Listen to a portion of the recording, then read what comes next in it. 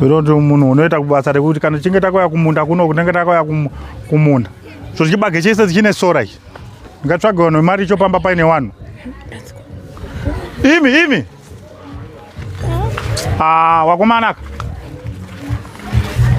Apa unozvozvo ndati kutakupfekedza nekuda kwako iwewe. Kupfeka rudzi. Right. Yo, mira. All right. Itaitoni pakamira sei ndima dzacho. Chibage chacho muri kuchinyanya kumana izvo zvizvi maidhimu unenge uri panapa pamba. Pati chibage chinoita sora kudai so ndotsvaga vanhu vemari icho here pamba paine wanhu. Wapedza kuti une mukadzi. Koima muzi mukadzi wake. Wakomana ndimi hatisi kutaura ngezi. Ngamboti iwe uri kuti maidhi uyoti wapedza honzi une mukadzi. Baba D makore esana endorima munda unondiri. Ini ndikuti maidhi ndirambe ndichinesana nemi. Kore rino handirimiri vamwe. Handiti. Yo izwa kuti mwana mudiki uyu. Saka akakura ndiani? Inini manje ndini zichembere. Zitete guru repamushambano rinofanira kurimira vanhu. All right. Dakuerenga maraini. Iwe maidhi uri kutangira panapa. Handitika.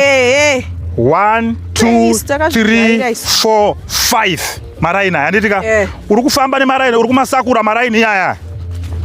Uri kumasakura, uri kuona kufamba, uri kumasakura.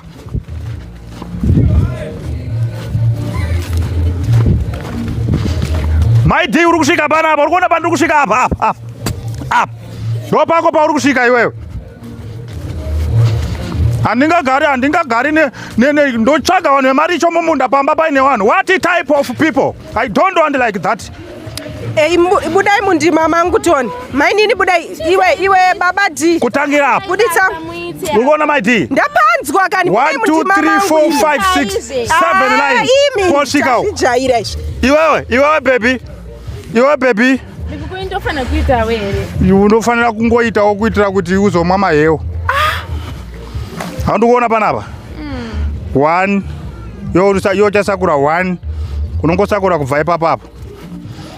Zvakwana. Dzoka kuno kumbichana. Ndanyanya nai. Ndanyanya kuenda kure. Chisakura kubva ipapo kusvika apa. Ndopako apa. Andigoni. Ukasakura ipapo wakuenda kumba. Ndinoita sei? Baba D. Pake kubva apa kusvika apa. Kwangu kubva apa kusvika uko kondiwa rese. Indakuda ipapa. Kubva apa kusvika. Nozoita apa kusvika uko. Imi maidhi musasakure papo ndape umwe kayo. Vari kutondisakurira. Vachasakura papo. Aiwaka. Baba D. Sakura. Baba D. Maidhi handina kukutaurira here kuti kwako ndeuko mani. Handina kukutaurira. Baba D ini ndosakura kubva apa kusvika uko. Uyu mukadzi wako achisakura kusvika apa. Ndati iwewe pako ibva apa panapa ndosakura kusvika uko. Baby wasakure pako apa. Plus iwewe already patosakurwa kare chienda kumba. Saka Baba D ndatomusakurira. Wangonzi nani undisakurira. Ndinoda kundisakurira wega. Chenda unoita zvawati. Muda kudya nei? Da kudya nasi. Uda undibikire baby. Mira ndikubikire. Maidhi tasakura mani kumunda kwa uzozo ndikutaura kuti usakura. Wati chi ndikubikire special. Ya unofarira yeye. Maidhi ukaramba kutarisa ndati sakura munda. Wati kune chi baby. Special ya unofarira yeye. Ndokubikira yoyo. Maidhi ndichakudzemura nembamba uri kunzwa kayo. Zvokuzaza kusakura apa.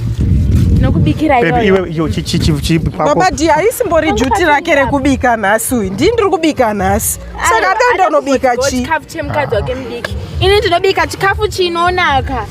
Kwete chako iwewe chajaira chichamunakira. Saka mina ndinobikira ini. Baby chienda undobika iwewe.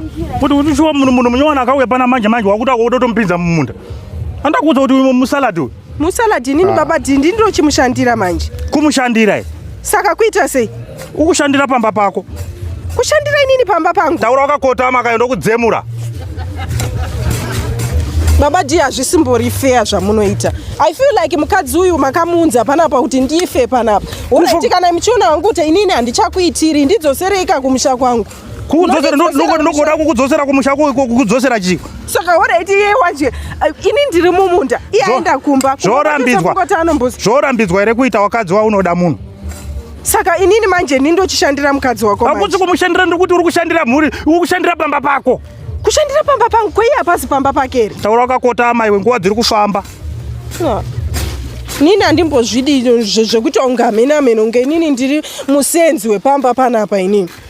Inini manje maidhi inini handikwanisi kusakura ba inini ndichipopoterwa kuita ngefanira ndiri muranda pamba. Saka inini manje ndinofana chisara uchisakura ndakuenda kwaari. Saka makundisira kondiwarese. Ndakuenda kwaari. Muna muchimbodiko na imi wanini? Ndoshandira vana vangu hazvina basa.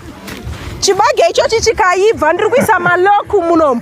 Ndoda kuisa imbwa muna munhu anodya chibage mumba muno.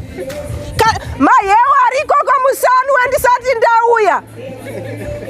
Izvo zvikwenda kunomwa mahewu vanhu